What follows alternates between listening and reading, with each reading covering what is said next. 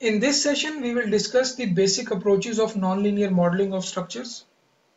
We know already that if we want to carry out the nonlinear static or nonlinear dynamic analysis, we have to first construct what we call as the nonlinear computer model of our structure. In that computer model, we provide all the nonlinear components, the nonlinear properties or nonlinear behavior at individual component level, and then we simulate the overall behavior of structure under the anticipated loadings. So let's start the basic approaches which can be used in the nonlinear modeling of our structures. So the nonlinear analysis aims to simulate all significant modes of deformation and deterioration in the structure from the onset of damage to complete collapse.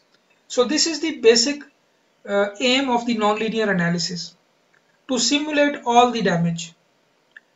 So linear elastic model, we know, is unable to capture all the damage because it always follows the linear relationship, straight line relationship between the applied force and resulting deformations.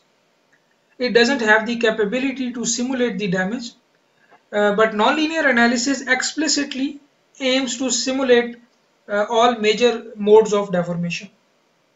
So unlike a linear elastic model, the nonlinear model of an RC structure should be able to capture all local inelastic phenomena, for example, concrete cracking, crushing, steel yielding, buckling, fracture, bond slip between steel and concrete, etc. So all of these inelastic phenomena should be captured in the nonlinear analysis of an RC structure. So these nonlinear models which we can construct for the purpose of nonlinear analysis can generally be classified based on the degree of idealization used in the model, based on the detail and based on how we can capture a particular behavior, how we want to capture a particular behavior. We can classify these nonlinear models into different categories. So for example, this classification is taken from ATC 72, Applied Technology Council. Here a comparison of three idealized model types for simulating the nonlinear response of an RC column, which is actually this one, is shown. So the actual column, when subjected to lateral cyclic loading, will actually exhibit this kind of a behavior where lateral force in column is on y-axis and the drift deformation is on x-axis. So it exhibits a cyclic behavior like this when given with the cycles of applied loading. Now we want to actually capture this inelastic behavior in our computer model also. This is our target. So on one extreme we have what we call as the continuum models. We will discuss that in next slide in more detail. But the basic idea is that here we model the inelastic phenomena right at the most fundamental level. We divide our component or structure into very small elements, and each element is provided with the nonlinear constitutive behavior, and then we can simulate any damage or any inelastic response, because that response or that behavior at individual element level, when it combined with all the elements, it automatically manifests at the cross section and full member level, and then the overall structure level. So the continuum model is the most detailed model in which we actually divide our structure or element into very small finite elements, and each finite element is given with a nonlinear constitutive behavior. On the other extreme, we have what we call as the concentrated plastic hinge models, and just like they are exactly opposite to the continuum models, because here we actually make each of the small finite element as nonlinear.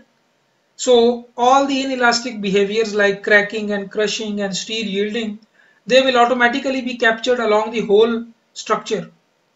But contrary to that, in concentrated plastic hinge model, what we do is that we assume that the inelastic behavior is lumped only at certain locations.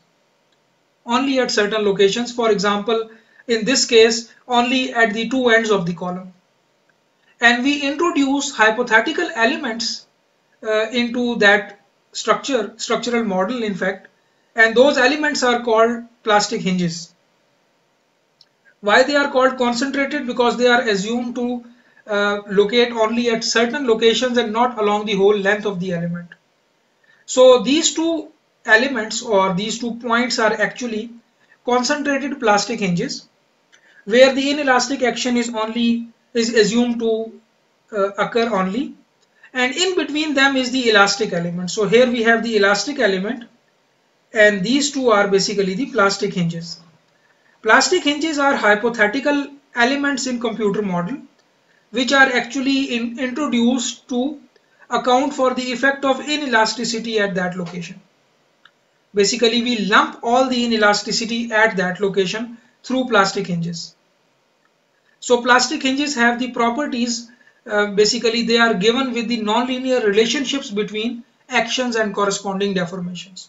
So plastic hinges actually contain the nonlinear relationships between any action and versus corresponding its deformation, action versus deformation. So the nonlinear relationships are given at the component level or at the element level, and then they are expected to simulate all the inelastic effects like concrete cracking, crushing.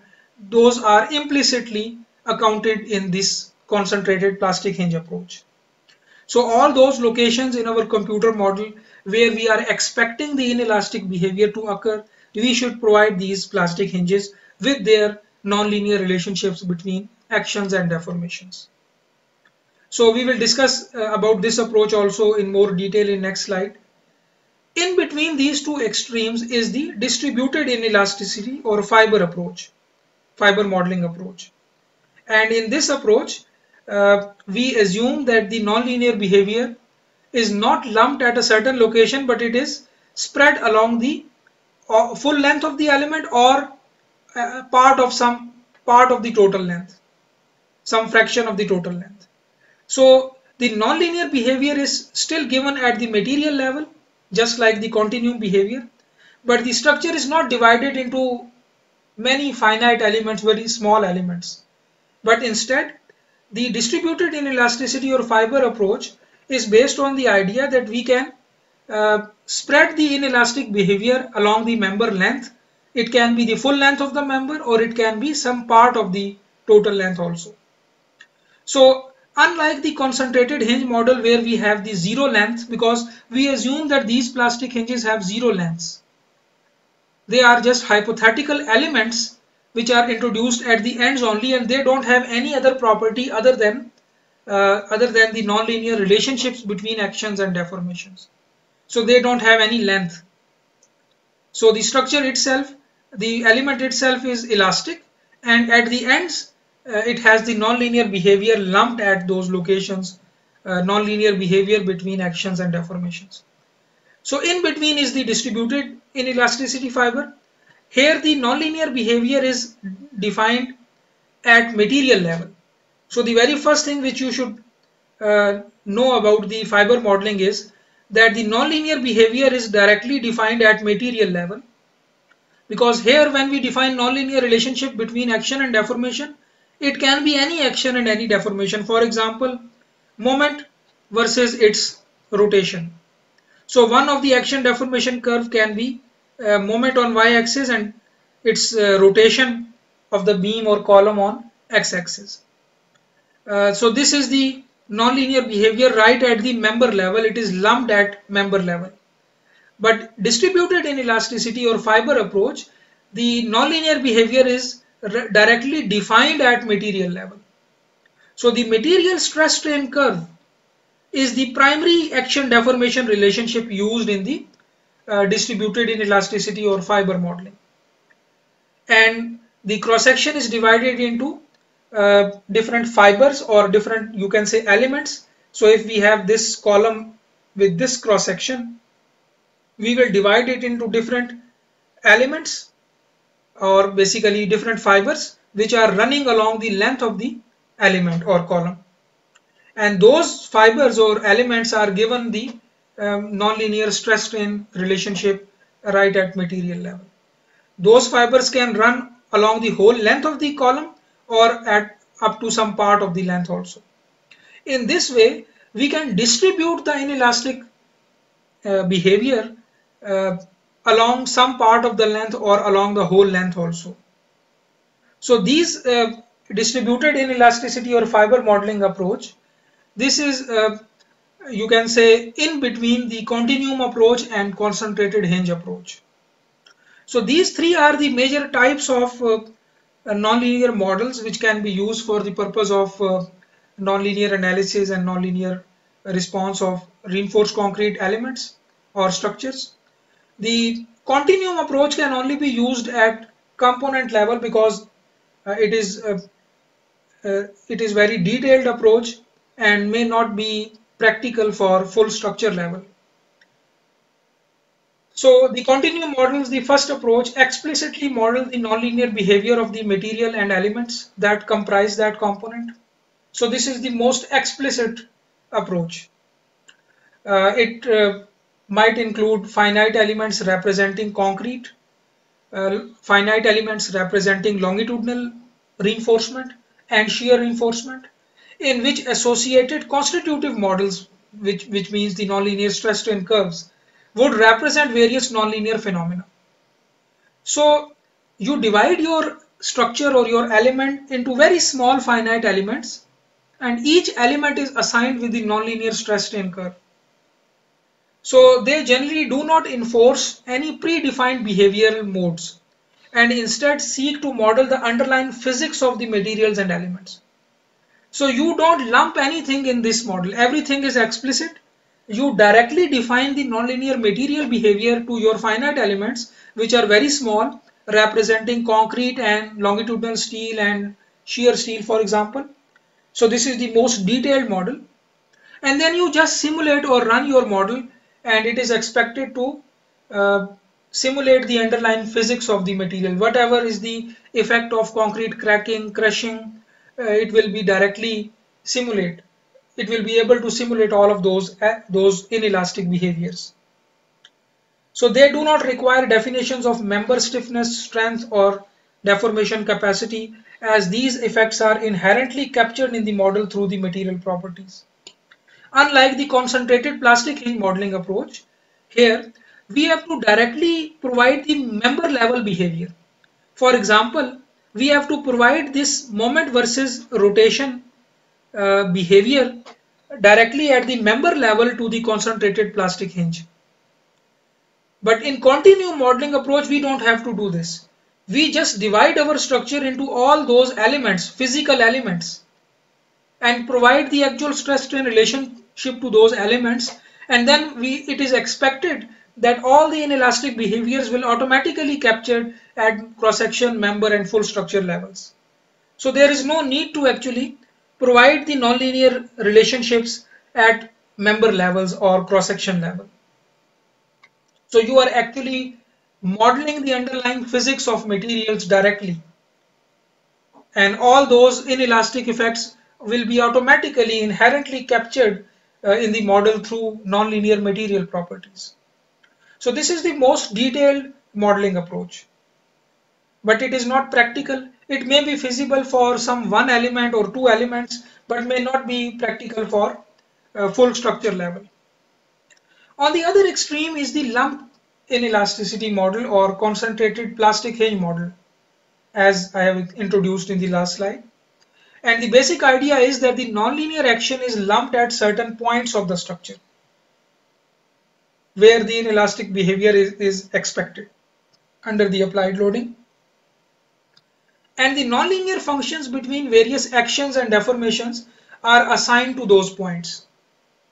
So for example, if I have a beam, for example, this is my beam element, and I want to account for the inelastic behavior of beam element. Let's say this is an RC beam with two nodes, and this is elastic element in between. What I can do if I want to use this lumped inelasticity model is that introduce two hypothetical elements at both of these nodes let's say I introduce these two hypothetical elements, and these are called plastic hinges. Okay, and the primary action for this beam is the moment, bending moment, and the deformation corresponding to that bending moment is the rotation of that beam, and rotation is defined as that if this is the deflected shape, then at any location, if I take the tangent, the angle of that tangent with the horizontal is that theta, rotation. So the primary action which I am concerned about this beam is the bending moment, and the corresponding deformation is theta, rotation. So what I can do is that I can introduce two plastic hinges at both ends, because let's say that the primary applied loading is such that the inelastic action is expected to start at these two ends. So I assume that the nonlinear behavior is can be lumped at these two ends of the beam.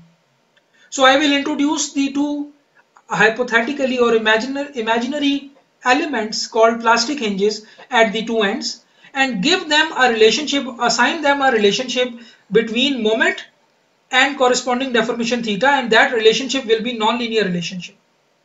Here also I will define a nonlinear relationship between m and theta at both ends. When I define this or introducing these plastic hinges to my model, I am actually telling the software that the relationship between bending moment and the resulting deformation theta is not linear forever.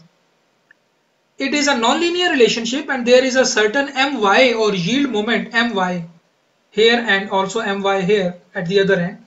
There is a certain my value which is the yield moment of this beam, and when the applied moment increase from this yield moment, the software should be able to tell that the beam has actually yielded and it has reached to the post peak behavior and all other inelastic behavior. And obviously this my is a function of the cross section of that beam. It is the function of the design reinforcement. It is function of the material properties, all of these things. So it means that the capacity of the beam should be first calculated, or in fact the whole curve, m theta curve, should be first available in order to define the plastic hinges. So the basic idea is that we actually assume that the inelastic behavior is concentrated at certain locations based on the expected locations of damage, for example. And then we introduce hypothetical elements called plastic hinges at those locations. And the basic property of plastic hinges is the nonlinear relationship between any action and corresponding deformation. Now, in case of beam, we were concerned only with the bending moment. So the primary action which was considered nonlinear was moment. So these were the flexural plastic hinges.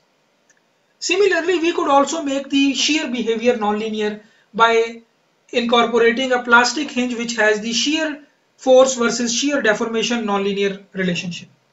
We can also make torsional behavior nonlinear. Torque versus twist nonlinear behavior we can give to a plastic hinge. So plastic hinges are of many types. The example which I give here is the flexural plastic hinge, which has the moment rotation nonlinear behavior. So these models are defined entirely by the phenomenological description of the overall force deformation response of the component. So basically you are not actually simulating the actual cracking, yielding and crushing of and all the actual damage, just like you will be able to capture in continuum model. Here you will not be able to do that. You will be capturing the overall nonlinear behavior at member level. So this m theta curve implicitly accounts for all the cracking, crushing and everything. Obviously when the yield point will occur, you will assume, you should know that the longitudinal steel or the main steel in the beam start yielding. That's why it is unable to take more moment. Okay, so all of the material level deformations, they are implicitly accounted using the nonlinear action deformation curve. So for example, a concentrated hinge element assigned at both ends of a beam or a column might represent a lumped nonlinear flexural behavior cracking, yielding, post-yield behavior defined by a nonlinear function between end moment and resulting curvature or rotation of the member. This nonlinear function should correspond to the observed force deformation behavior and hysteretic test data of similar beam or column components. So we should know this m theta curve prior to performing the nonlinear analysis.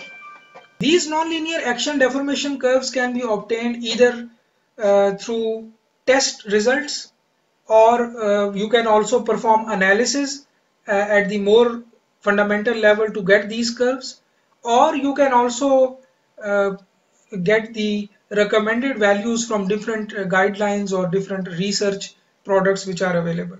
So for example, I can write that the first source for getting these nonlinear action deformation curves can be the experimental data, that you actually perform the cyclic force versus deformation test on the similar beams and then use those test results to actually get these curves and define in the software for modeling these beams. So the first is experiment. The second is that you actually get different guidelines and different research products, for example research papers or guidelines.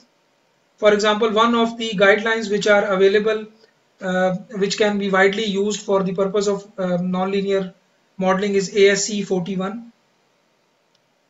ASC 41 provides the nonlinear action versus deformation behavior for different components which can be used for modeling. And the third source can be the plastic analysis, for example, nonlinear analysis at the more fundamental level. So for example, if you want to calculate the moment versus rotation curve for a cross section with given reinforcement, with given cross section size, with given material properties, you can actually go for the more detailed fiber modeling approach or more detailed continuum approach to actually analyze your cross section or member to get the overall member moment versus rotation behavior, and then use that behavior at the full structure level. I mean, when you are actually modeling the full structure, use that moment versus rotation as an input for your plastic hinge model. So you can also get them from analysis. So these three are the sources for getting these action versus deformation behavior. So we will discuss more about lumped inelasticity model when we actually perform the plastic hinge modeling approach for beams or columns. And then in between these two extremes is the distributed inelasticity or fiber modeling approach. In this approach, some behavior can be captured explicitly and some behavior are still captured implicitly. For example, as I have explained earlier, that the primary force deformation behavior is the material level stress strain behavior, stress and strain behavior. The basic idea is that we actually divide our cross section. For example, if we have this 3D column, 3D view of a column, let's say this is our column. So what we do is that we divide our cross section into different sub elements which are called fibers. So this is a hypothetical cut which I am applying to my cross section. So I have applied a hypothetical cut, I have passed that cut, and I have divided my cross section into 9 parts. Each of these sub element is now called a fiber. So it is a fiber. Okay. If I have steel in that cross section, for example steel bar, I can consider it as a separate fiber which will be running along the whole length or part of some total length. Now I divide that cross section into fiber, and each fiber is assigned with a nonlinear stress strain curve of that material which constitutes that fiber. So this fiber is, for example, all made of concrete along the whole length. So this fiber is a concrete fiber, and it will have the nonlinear behavior of concrete as an input. Let's say this fiber which is running along the whole length, it is a steel fiber, and it will be assigned a nonlinear stress strain behavior of steel. So this will be the basic input for fiber modeling approach. Now these fibers may run along the whole length or along the part of the total length or some fraction of the total length.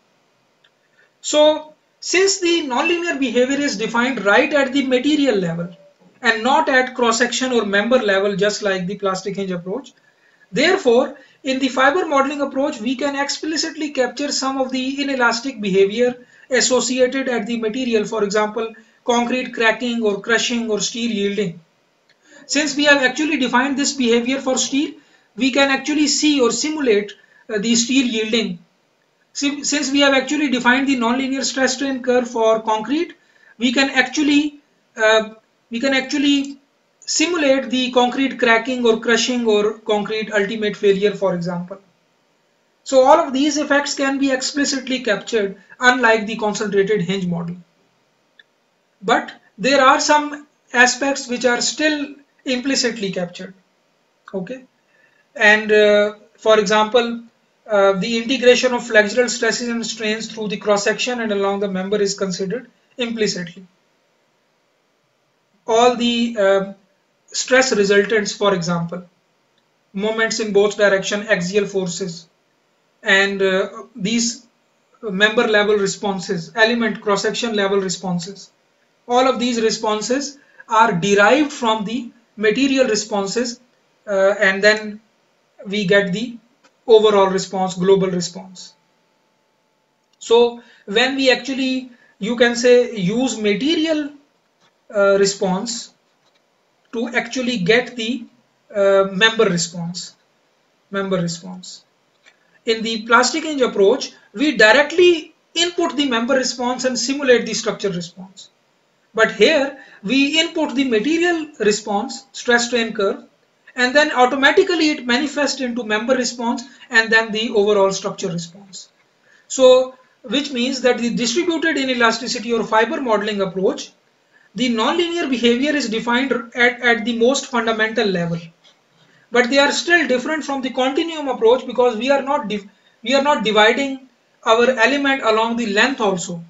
We are only dividing the cross section, and all of those uniaxial elements which are running along the length are considered one element. But if we go for continuum approach, we will divide along all dimensions, length, width and height also. And there will be thousands of elements for just one RC component. So the distributed inelasticity model are in between the two extremes, in between the continuum approach and the concentrated plastic hinge approach. So we do not lump, for example, one beam. We do not lump the inelasticity at only certain locations. We distribute the inelastic behavior throughout the length or some part of the length of the member. So, for example, material level behavior, inelastic behavior can be captured through this distributed inelasticity model or fiber model. We will discuss that in more detail in later part of the lecture. And some aspects are still captured implicitly. For example, the flexural stresses and strains through the cross section and along the member is considered implicit. So we define the inelastic behavior right at the material level, at the most fundamental level, and we expect that all the other effects will be automatically captured through this nonlinear material behavior. So these fiber models typically enforce some behavioral assumptions also. For example, they are based on plane section remain plane assumption in combination with explicit modeling of uniaxial material response. So the key feature of these kind of models is that we actually simulate the inelasticity right at the material level.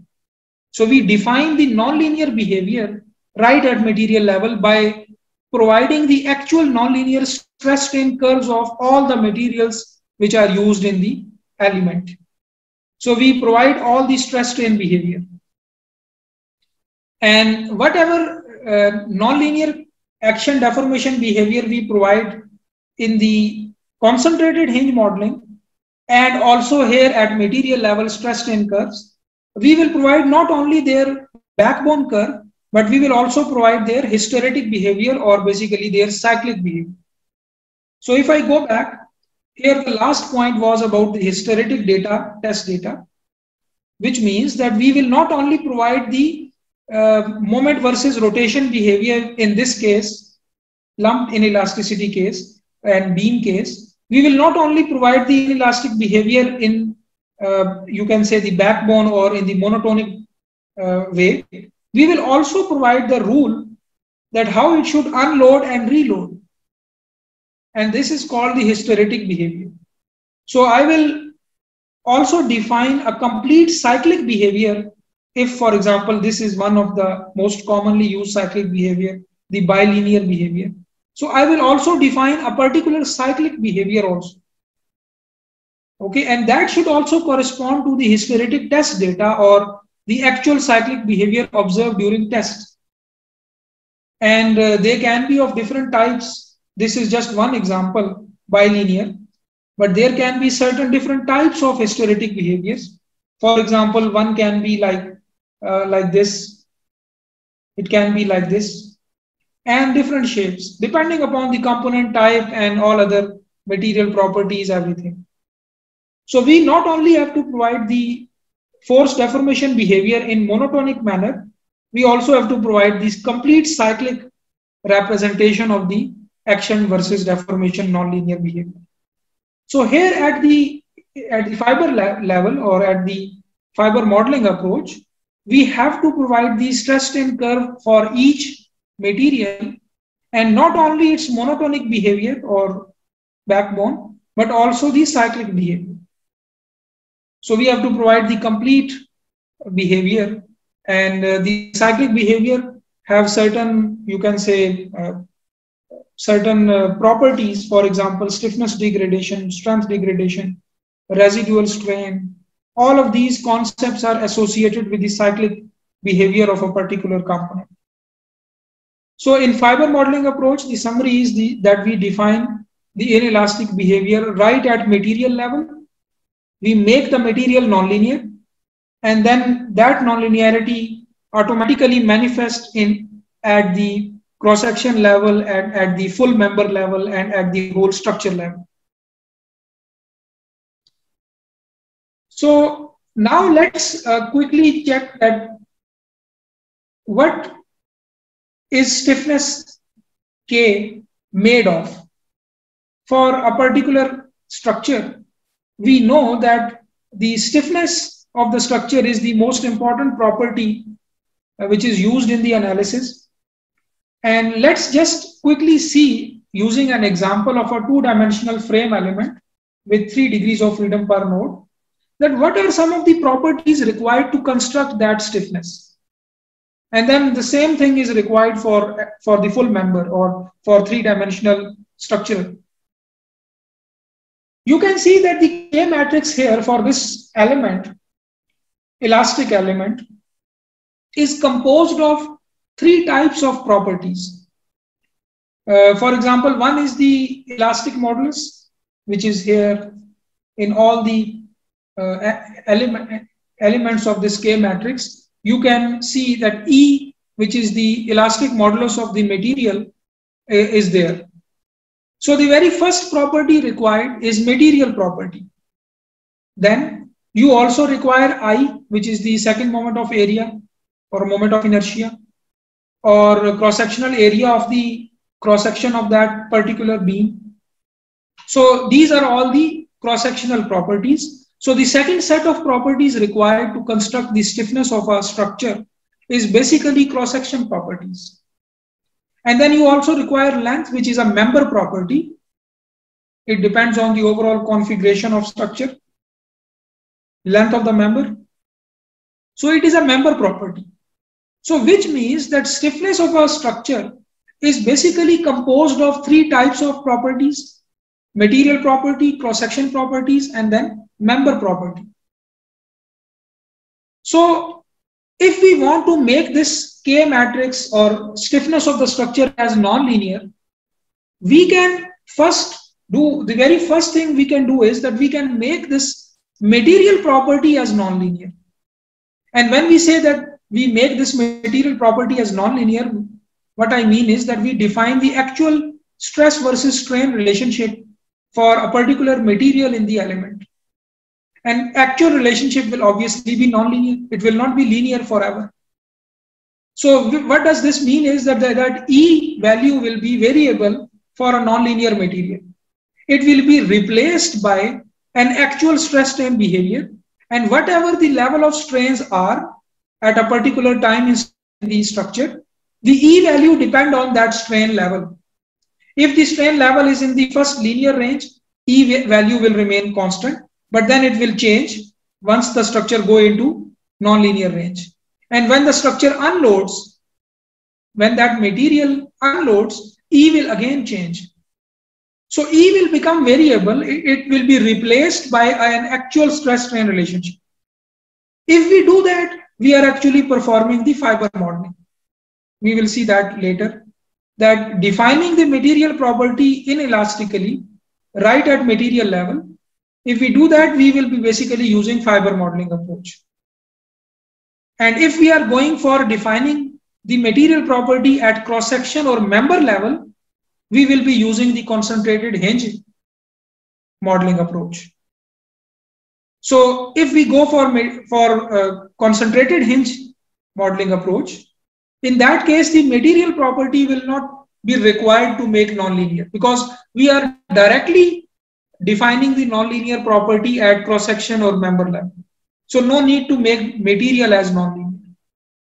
But when we go for this option, fiber approach, where we make material as nonlinear, then there is no need to make cross-section of that particular element or member level.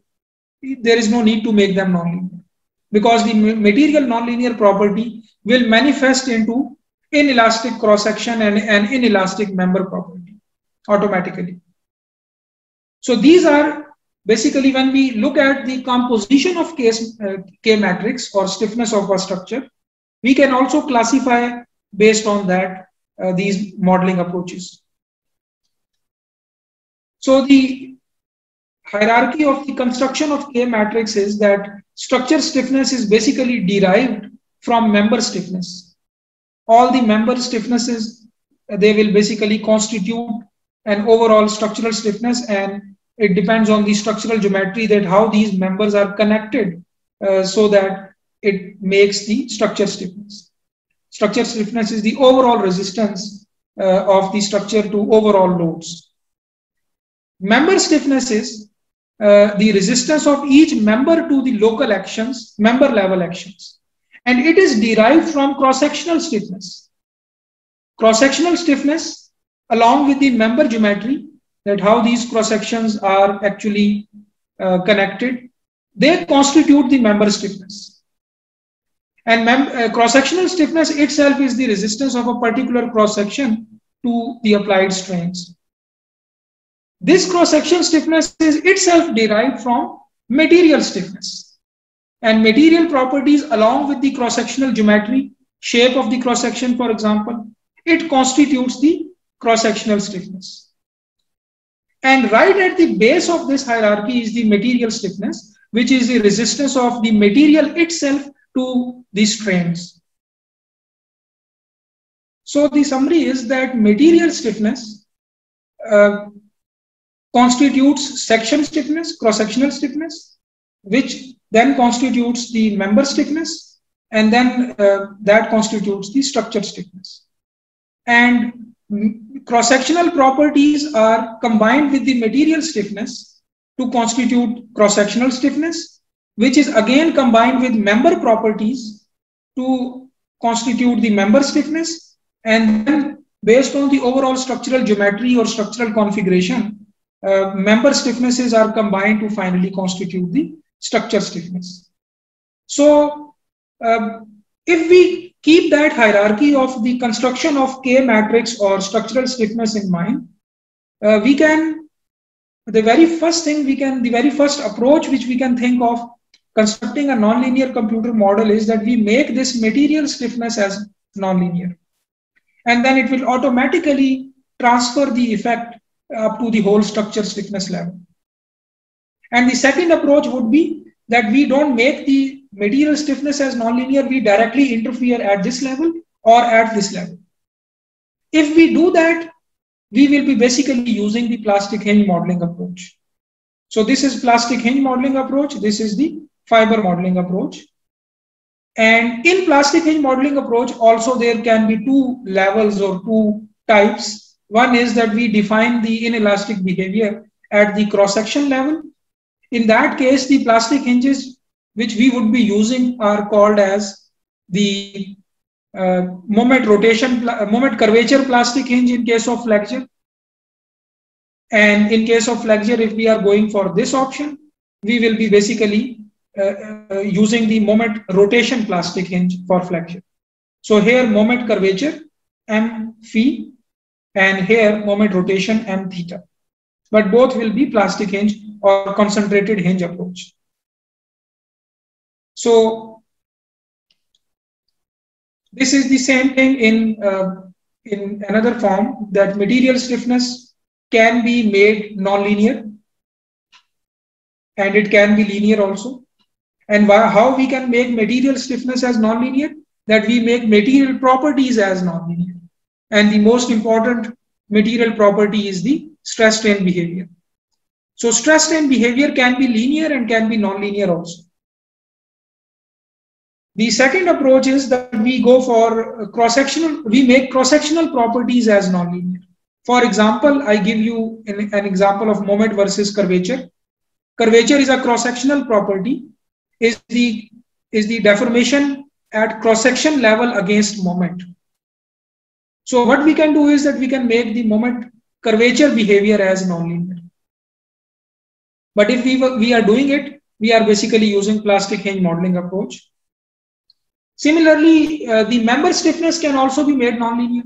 And how we can do it? That we can make member properties as nonlinear, and that is, as an example, I give you moment versus rotation. But any other action at the member level and corresponding deformation at the member level can also be made nonlinear. This is just one example, moment versus rotation. And then overall structural properties can also be made nonlinear. For example, there can be nonlinear boundary conditions and some other aspects of nonlinearity, which we are currently not discussing. We are only focusing ourselves on the basic nonlinear approaches at material or member level. So the summary is that the nonlinear modeling of material, which means that we are defining the inelastic behavior right at material level. This is the fiber modeling approach. And if we go for cross-section level or member level directly, without making materials as nonlinear, we directly just lump the inelasticity at cross-section level or at member level. In that case, we will be using basically plastic hinge modeling approach. So these are the two basic nonlinear modeling approaches: fiber modeling approach and plastic hinge modeling approach. Currently, I haven't discussed that how we will actually implement that, how we will actually make material as nonlinear, how we will make the cross-section or member as nonlinear. Yes, I just discussed that we will be using a concept called plastic hinge. These are hypothetical elements which we will introduce in our computer model. So this will be the actual way of implementing this plastic hinge approach in our computer model. But fiber modeling, I haven't discussed yet. And I will discuss that in detail in next session, that how we can actually implement that in a particular computer model in ETABS, for example.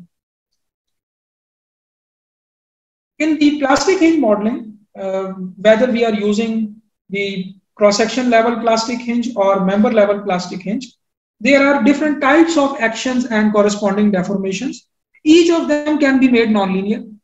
For example, the flexural action, the moment action, can be made nonlinear by using a plastic hinge called moment curvature plastic hinge. And as the name indicates, that the primary action deformation curve which we will be assigning to this plastic hinge will be moment versus curvature of the cross section.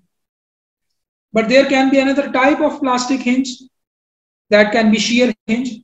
And as the name indicates, that we will be basically giving it the relationship between shear force. Shear force may be shear stress and shear deformation at cross-section level. This is at cross-section level.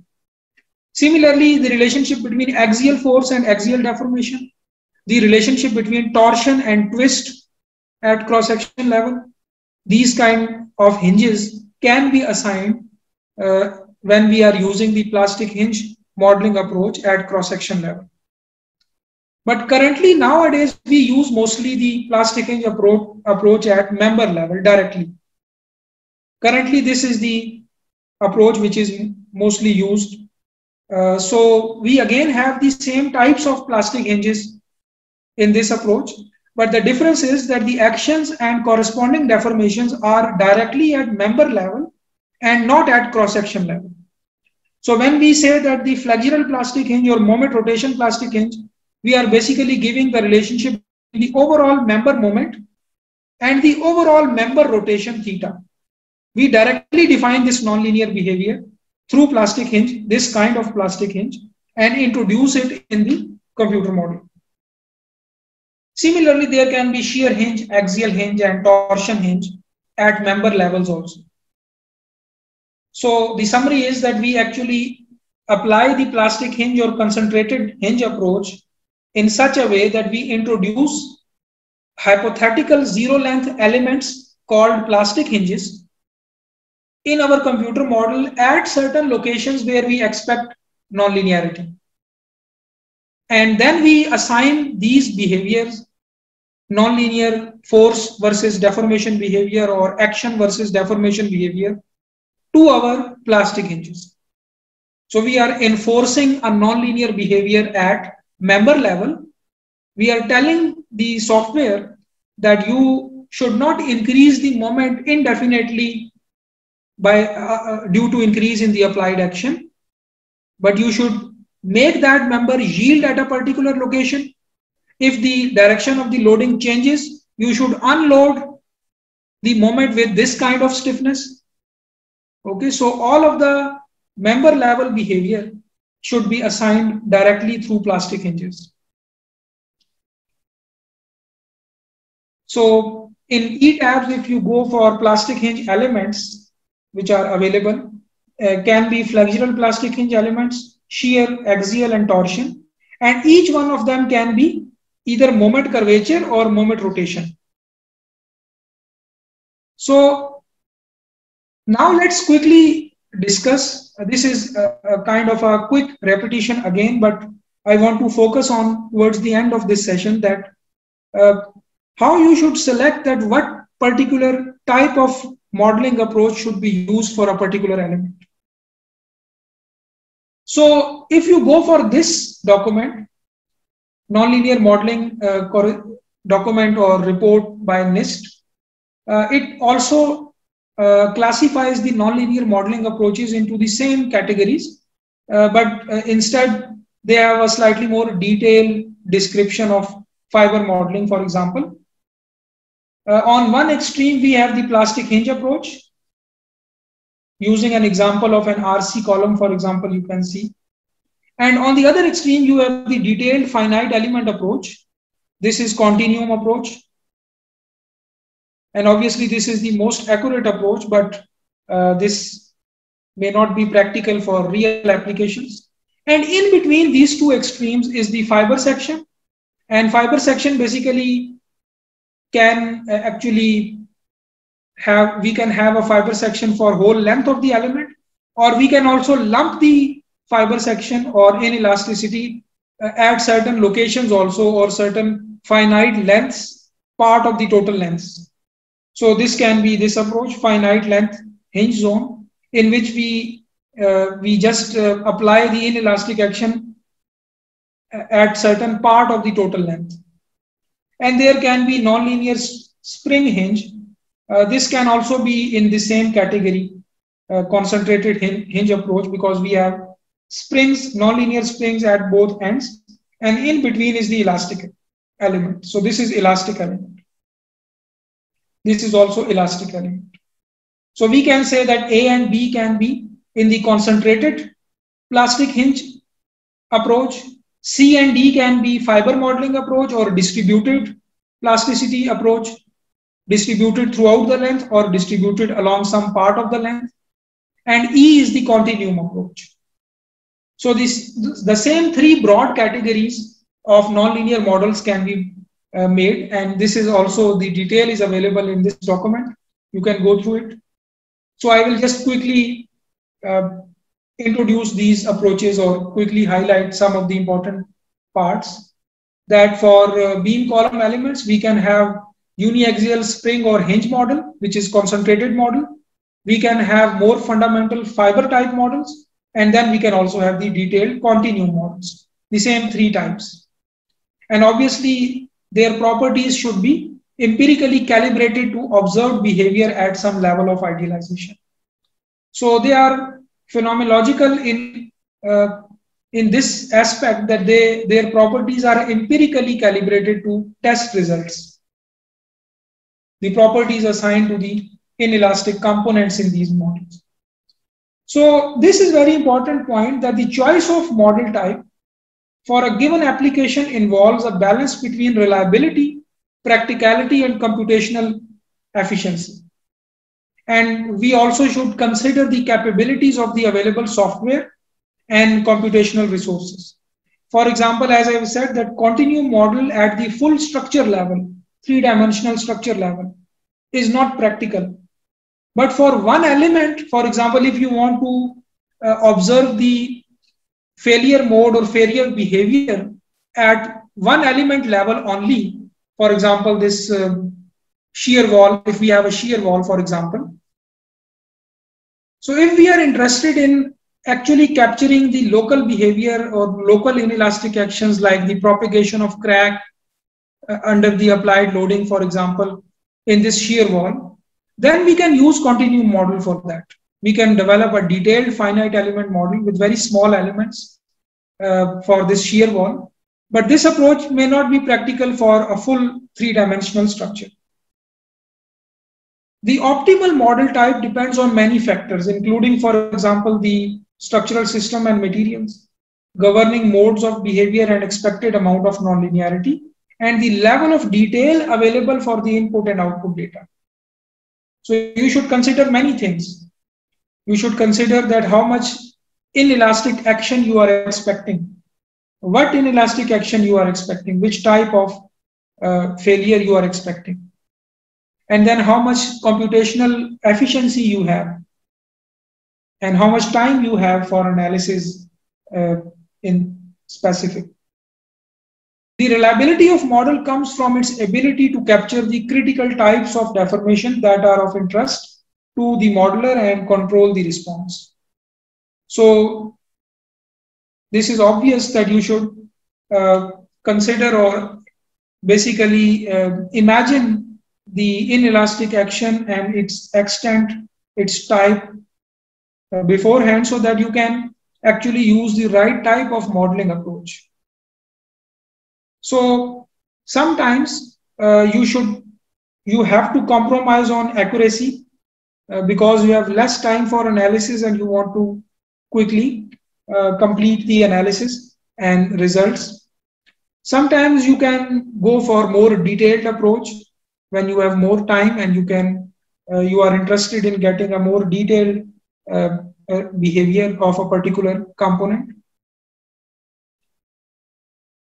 So a quick review that hinge and spring models, the model A and B as I've shown in the figure, they have the advantage of being computationally efficient.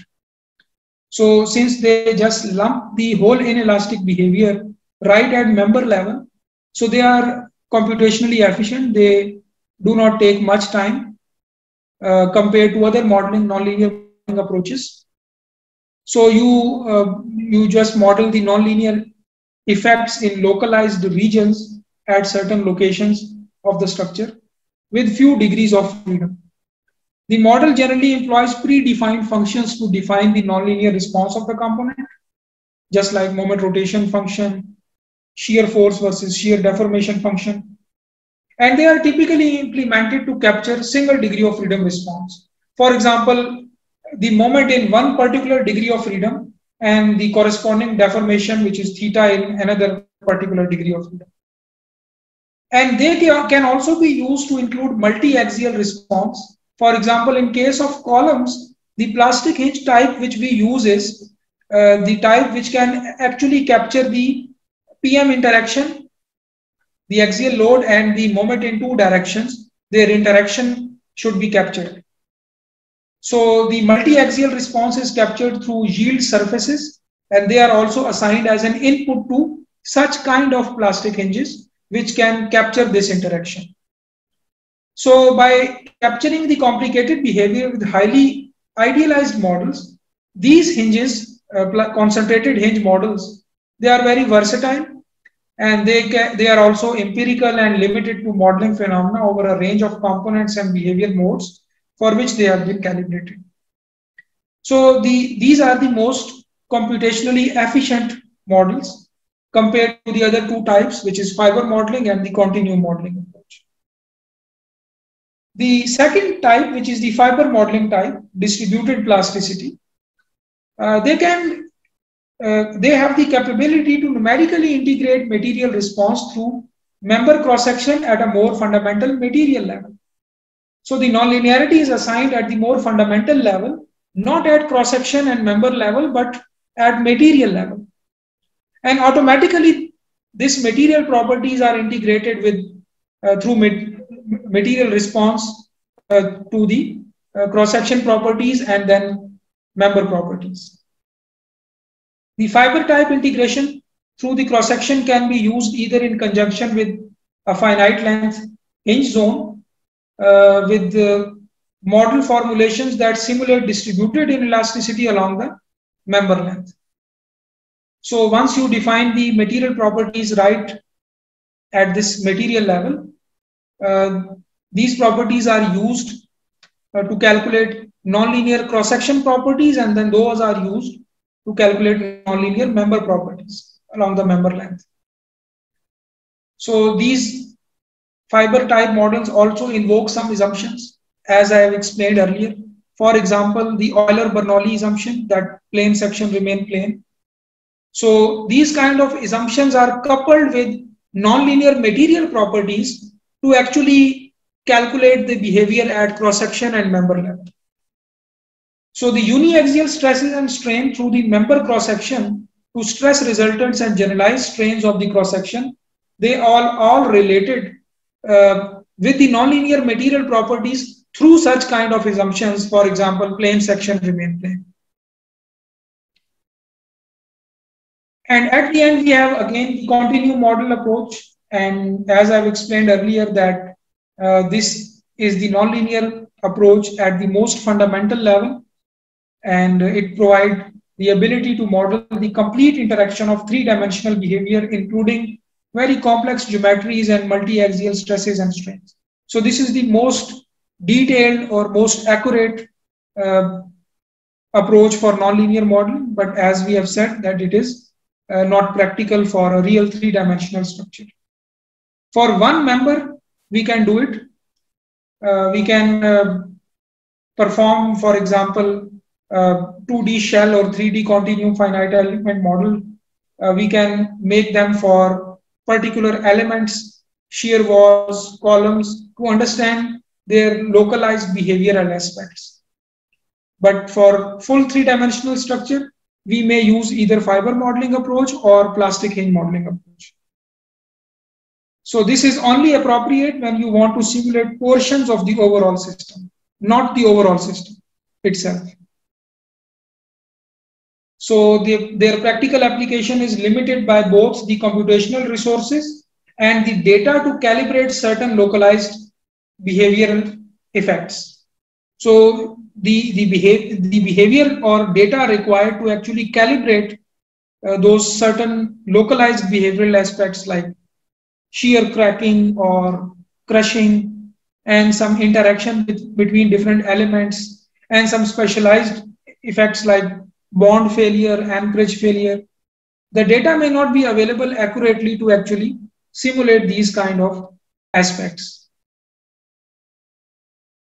So now towards the end, I want to discuss that how you should actually proceed with the selection of appropriate nonlinear modeling approach for different components. And this flowchart is taken from the same document, same report, and it helps us in selecting the nonlinear modeling approach for different elements. So this is a proposed flowchart. Obviously, it's not that it is a recommended guideline for selection of nonlinear modeling approach. So let's say that you are considering an element modeling. Very first thing you should decide is that whether it requires the detailed modeling or not. Detailed modeling means that do you want to really capture the localized failure effects like propagation of crack, concrete crushing, and all other local failure? If yes, then you should go for the continuum model approach. And if not, you are interested in the global behavior of structure itself, then you should go for discrete models. And in discrete models, which means that now you have to select either from fiber modeling approach or from plastic hinge modeling approach. The other decision, once you decided this thing, the next decision you have to make is that whether the element is force or deformation controlled. Whether the behavior the element is governed by force behavior or deformation behavior. If you have made the element ductile and you want to explicitly consider its ductility in the analysis, then it is a deformation controlled element. But if the structure, if the element itself is controlled by force, it is not made ductile, no special detailing is done. So under the applied action, it is expected to fail in a brittle manner, then it is a force controlled element. So you have to decide about your element, whether it is a force control or deformation control, whether it is designed as a force control element or as a deformation controlled element. If it is force control, then whether you want to model actually that behavior. For example, let's talk about a beam and the shear behavior in beam. Whether that particular shear behavior in beam, if it is modeled explicitly, then you have to use the linear element for that model. If it is not modeled explicitly, that behavior, then you have to check as non-simulated failure mode. Then basically you have to check that failure, whether it is occurring or not after the analysis. You haven't simulated it yet. It is not modeled that behavior. So after the analysis, you have to check whether shear failure is occurring or not. Okay. So force controlled actions can be modeled also explicitly, or if not modeled, then they have to check after the analysis that whether that particular failure, force controlled action failure, occurred or not. So in case of shear, for example, if I explicitly model that in the model, if I basically model it, then I will model it as a linear element. If I haven't modeled it, then I have to check whether shear failure is occurring in a particular beam or not. After the analysis, I have to basically extract the shear demand and manually compare it with shear capacity to check whether it exceeds the capacity or not. If it exceeds, then shear failure have occurred. If it is not exceeded, then it means that the beam is safe in shear. Now the second thing can be that the element can be deformation controlled. Deformation control.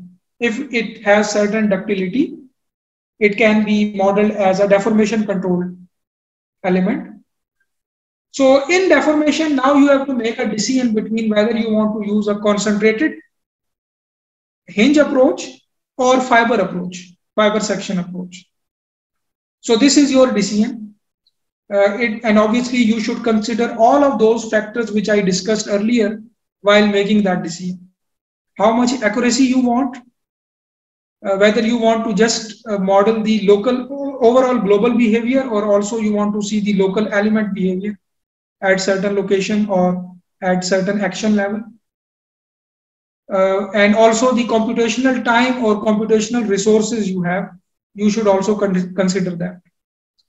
So if you go for the concentrated hinge approach, which means that you will be using plastic hinges, and then you also have to decide about whether the cyclic degradation is important, or which hysteretic model you should use.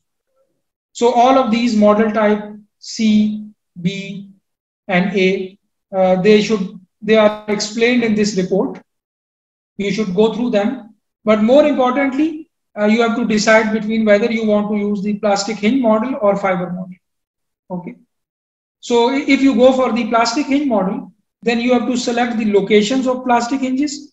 You have to introduce plastic hinge elements at those locations and provide all the inputs required. And those inputs can be the basic behavior between action and deformation, and then its cyclic response also.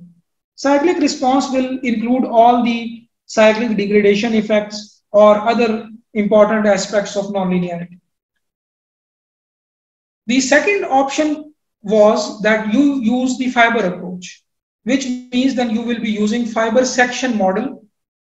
Fiber section is a practical way of implementing the fiber modeling approach.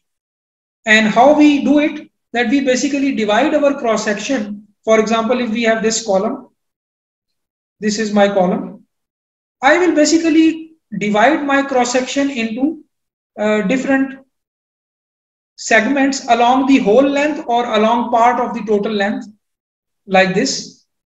So what I have done actually here is that I have divided the cross section in both directions into fibers, into small columns, you can say, in between the column cross section.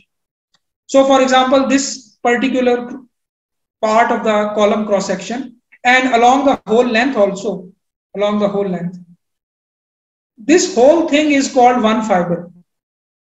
So this is one fiber, and the whole cross section, when divided into these fibers, it's called a fiber section. Fiber section. So how we implement the fiber modeling approach, that we basically divide the cross section of that element along the length into fibers, and each fiber is now considered a uniaxial element itself. It's like sometimes I say that you just consider the column as a bundle of spaghettis, and each spaghetti itself is one fiber. So similarly here you have divided your cross section into small parts in both directions. You cut the cross section hypothetically in both directions, and each part, along the length, each of the part or each of the element, you can say, itself is called one fiber. And the whole cross section, when divided in this manner, is called the fiber section. So we make fiber sections for each element for which you want to use the fiber modeling approach, and then assign a particular stress strain behavior to each fiber. So each fiber is divided because we want to assign a certain stress strain behavior to each of the fiber. Now some of the fibers in the cross section will be made of concrete, but some can also be made of steel. For example, if we have these steel bars in my column cross section, let's say I have a cross section which has 4 bars like this. So each bar is basically modeled as one fiber. So it's like one bar is running along the length. This is one fiber. So this is one fiber, but this fiber is made of steel, not concrete.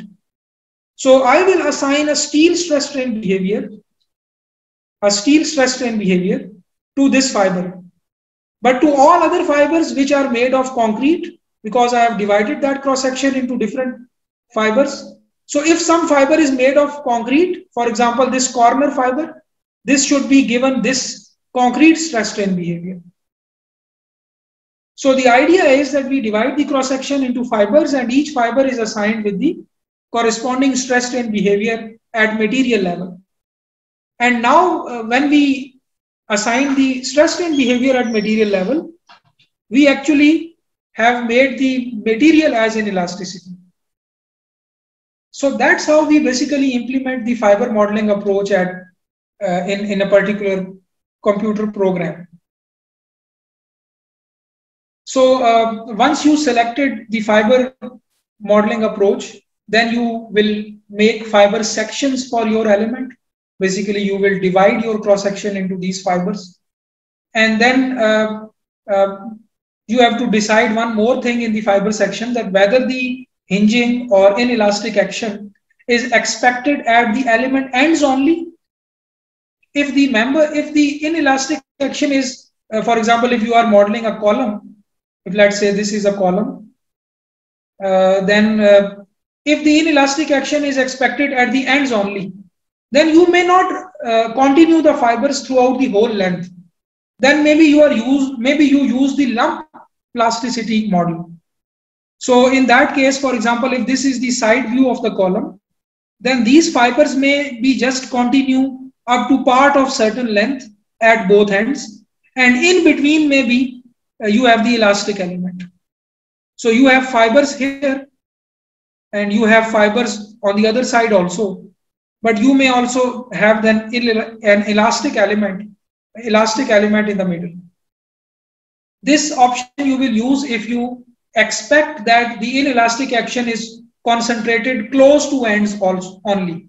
But still it is different from the concentrated plastic hinge approach, because in that you actually use hypothetical zero length elements. So plastic hinges are zero length elements, but fiber segments, if you use at the ends, they will have certain finite length. For example, 10% of the total length, 0.1 times of the total length on one side and 10% on the other side, 0.1 times L. So if you expect that the inelasticity is concentrated close to the ends of the column or element, then go for the lumped plasticity model. Otherwise, go for the distributed plasticity model, in which you run the model throughout the whole length of the column or shear wall or any element. So that is another decision which you have to take. And then you have to add end springs for representing other behavior, for example, bond, slip, panel zone, etc. So there can be some other, because fiber modeling can only handle axial flexural interaction or axial flexural behavior. But if you want to, for example, model shear behavior, or for example, you want to model bond slip at the end also, then you have to add some additional elements at the end. So they will be separate from fiber modeling. But if you only want to make axial flexural behavior as nonlinear, then fiber model for fibers along the whole length or along the part of the length you can use using this approach. So this is a kind of a guideline about deciding which elements should be modeled using what approach. So the summary is, I will basically give you a practical guideline also, maybe next slide. So I think I will skip this detail because this is the same description of the flow chart. So we have to classify, for example, first whether we want to use the continuum or discrete model. Discrete means fiber or concentrated hinge. Then we have to decide whether the action is the deformation controlled or force controlled. Okay. And then if it is deformation controlled, then we go for either fiber modeling or concentrated hinge modeling. And then if I go for fiber modeling, then again I have to decide whether the fibers should be along the whole length of the element or along part of the length, or for example at the ends of the element. So we can have, for example, shear walls in a particular structure, beam column joints which can be made nonlinear. All of the elements can be made nonlinear. Columns, beams, and infill walls also can be made nonlinear. We can also have foundations. We can also model them using springs. Those springs can be linear or nonlinear. So at the end, we can just discuss one by one each element, that what are some of the practical nonlinear modeling options for that element. So for example, if we have a truss, we will be mostly concerned about its yielding and buckling. So this can be modeled using maybe axial plastic hinges. So one option can be that we use plastic hinge approach, and in that use axial plastic hinges. And obviously axial plastic hinges will be actually having a nonlinear relationship between axial force and axial deformation as an input. So you have to provide this behavior to axial plastic hinges, and those will be introduced in the truss. Similarly, if you have a three-dimensional beam, then you should be concerned about major direction flexural hinging, flexural nonlinearity, and shear hinging, shear inelastic action. So in that case, you can use plastic hinge approach. One option is that go for plastic hinge approach, and in that plastic hinge approach, again go for two types of plastic hinges. One accounts for the flexural deformation, flexural inelasticity. So maybe moment, rotation, m theta plastic hinge to account for the flexural nonlinearity. And then maybe shear hinge. Shear hinge is another type of hinge available in ETABS, which you can assign to a particular beam to account, to basically consider or capture shear hinging. Shear hinge can also, basically it will include a nonlinear relationship between shear force and shear deformation. And moment theta plastic hinge, as the name indicates, that it will basically have the moment versus rotation nonlinear relationship as an input for this hinge. So you have to provide these two relationships to these two hinges, and then you can lump the m theta plastic hinge at both ends of the beam. So these two hinges can be m theta, and in between them you can have a shear hinge. Maybe you can define it like this symbol. So this is a shear hinge, and it will have this shear force versus shear deformation relationship as an input. So this will become your complete beam model, and obviously this will be in one direction, major direction, flexural and shear hinge, because beams are expected to deform only in one direction. However, columns are expected to deform in both directions, but beam is expected to deform only in one direction. So we will have only in that direction m theta hinge, and in that direction shear hinge. So this will become your complete beam model, including both flexural nonlinearity and shear nonlinearity. Sometimes shear is not modeled inelastically, it is just kept linear. So shear behavior can remain linear also. In that case, there is no need for shear hinge. Only two plastic hinges at both ends are enough. So this was the beam model, but beam model using plastic hinge approach. This is plastic hinge approach. There is also a parallel approach that is called fiber approach. So beam can also be modeled using fiber approach. Okay, and that we will discuss in the next session when we discuss fiber approach in detail. Similarly, 3D column also, it can be modeled either basically the points which you should consider, the effects, behavior which you should consider are PMM interaction, axial force and moment in both directions, their interaction, and also shear behavior in column. So we also have, if we have a column, we again have two types of models. One is plastic hinge model, and in which we will give basically the plastic hinges at both ends, and then we also can have a shear hinge at the center. So again, these two are plastic hinges, and in between is a shear hinge. But the plastic hinges which we will be using for columns will be different from those which we'll be using for beams. Because for beams, axial flexural interaction is not important. So we were just using uncoupled moment versus rotation hinges. So just in 1 degree of freedom you have moment, and in the same degree of freedom you have theta. That behavior you just give to these hinges. So therefore they are called m theta hinges. But for columns, since we are concerned with axial force and moment in both directions, so therefore we have PMM hinges at both ends.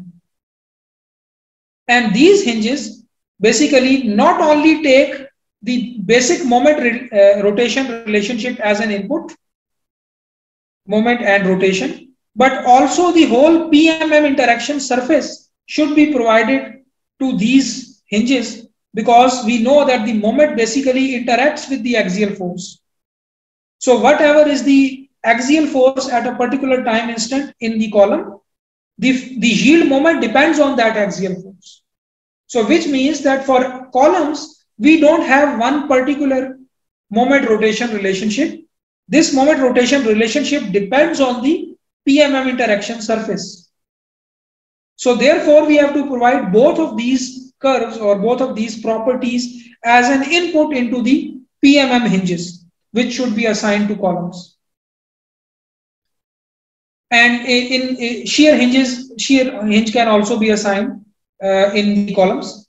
So this will become your complete column model, this whole thing, if you use the plastic hinge approach. But there is also a separate approach, which is the fiber approach. So which means that the second option for column is fiber approach. So I write it here. That is a separate approach, and that we will discuss in the later part of this session. So again, I repeat that both beams and columns can be modeled either with plastic hinge approach or with fiber approach. There can be panel zone also for beam column joints. For example, the major concern is the shear yielding.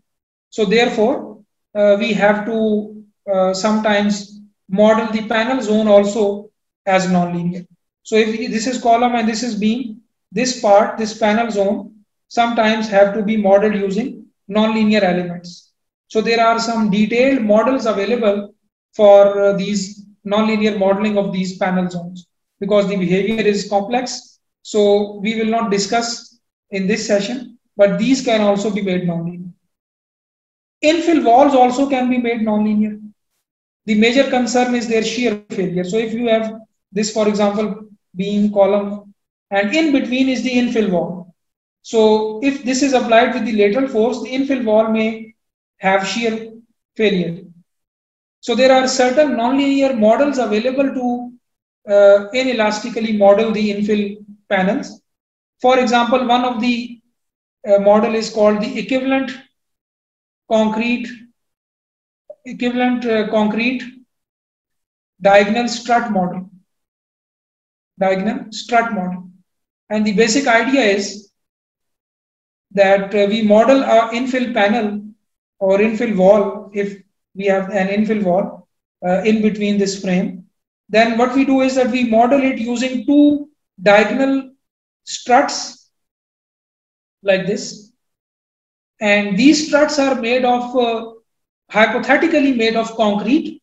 And the properties and the dimensions, cross-sectional properties of these struts and that concrete are calculated in such a way that they represent the stiffness of that actual panel, the actual infill wall. So these struts and the properties of that concrete, the stiffness of that hypothetical concrete, all of these properties are calculated in this modeling approach. And then these struts basically represent the stiffness of that infill panel. So this is just one of the many approaches to model infill panels. Then for shear walls, the major concern is the PM shear interaction. And as I've explained that in shear walls, since we consider that the primary bending in shear wall is only in plane direction, shear walls are not designed to actually resist out of plane actions. So therefore, in a sense, it is like a beam, that we are only concerned with axial force and moment in one direction, not in the out of plane direction, shear interaction. So all the three things interact. So we may have different models available for shear walls. shear walls can be modeled. One option is that we model them using fiber approach. So this is fiber approach. So we will discuss that when we actually go to fiber modeling approach and discuss that for shear wall. So we actually divide the cross section of shear wall into different fibers, and then each fiber is assigned with a different stress strain behavior depending upon whether it is concrete or steel. Then we have springs or foundations, and soil modeling can be performed using these springs. So foundation can also be made nonlinear. The soil behavior can also be made nonlinear, but we can use different spring elements to have these advanced nonlinear effects. So this is an overall scenario where we have different structural elements. We have different actions and corresponding deformations of concern for each element. And then based on that, we decide about we should go for which nonlinear modeling approach, and if we go for a particular approach, what actions, what elements we have to introduce additionally in our computer model. We will focus mainly on beams, columns, and shear walls. So that's all about this session, in which I just introduced the basic concepts or basic approaches in the nonlinear modeling.